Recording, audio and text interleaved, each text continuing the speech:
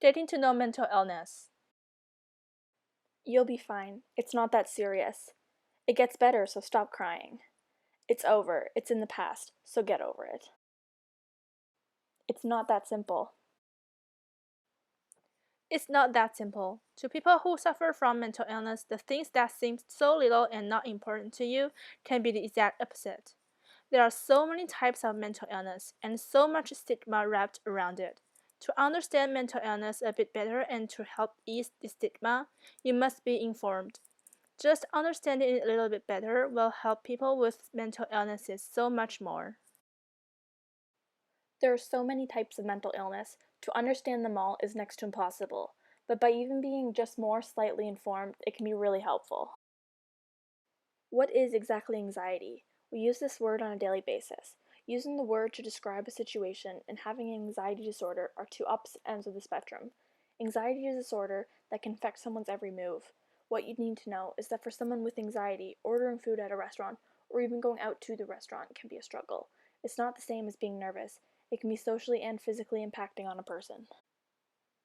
How would I help people with anxiety? Remind yourself that the illness is the problem. The anger, frustration, and behaviors related to it are nobody's fault. Be patient. Learning and practicing new coping skills takes time. If your loved one is learning new skills, offer to help them in practice. Listen and offer support, but avoid pushing unwanted advice. Set boundaries and seek support for yourself if needed. If other family members are affected by a loved one's anxiety disorder, consider seeking family counseling. Depression. It's not only being sad for a few days.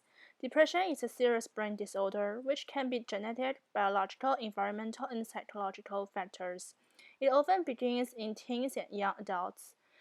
Besides feeling sad, the patients also feel empty. They are like living in a dark room, not able to see things on the bright side because there's no light shining through their life. The worst is, they have thoughts of death and they will try to commit suicide. How do you help someone with depression? They think their life is meaningless, so try to prove how worthy they are. Care about them, let them know that they matter.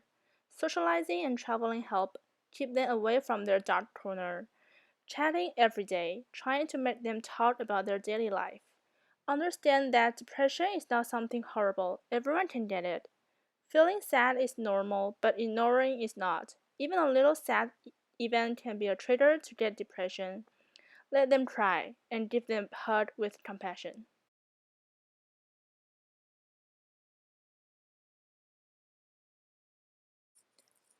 Dissociative identity disorder.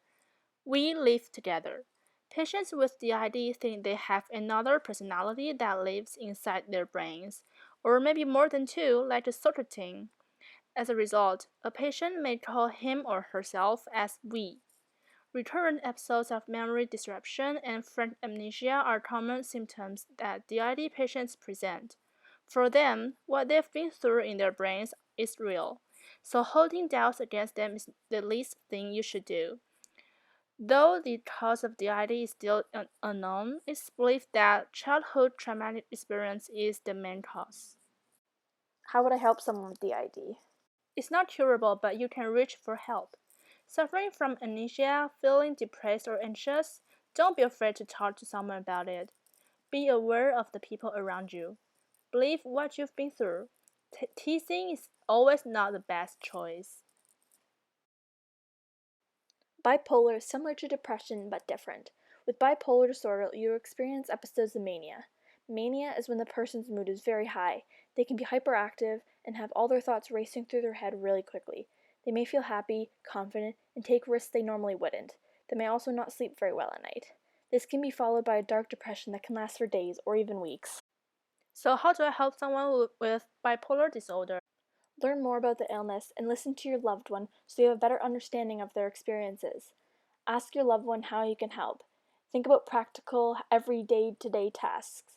Make sure your experiences are realistic. Recovery takes time, effort. It means a lot when you recognize your loved one's work towards wellness, regardless of the outcome. Make your own boundaries and talk about behavior you aren't willing to deal with. Seek support for yourself and think about joining a support group for loved ones. If family members are affected by a loved one's illness, consider family counseling. Although you might not be directly linked to helping mental awareness, Something you can do is help end the stigma. With people who suffer from mental illness, self-esteem is at an all-time low. Why is that? It's because the stigma regarding mental illness, being mentally ill and knowing that people pass you every day on the street think you're crazy, they only allow to make the disorder worse. This is shown by a study done by 5 doctors. In the study, it showed the correlation between self-esteem in people with mental illness and stigma surrounding mental health. Mental illness is a very serious topic, so take some time, get involved, be informed, because it may save someone's life.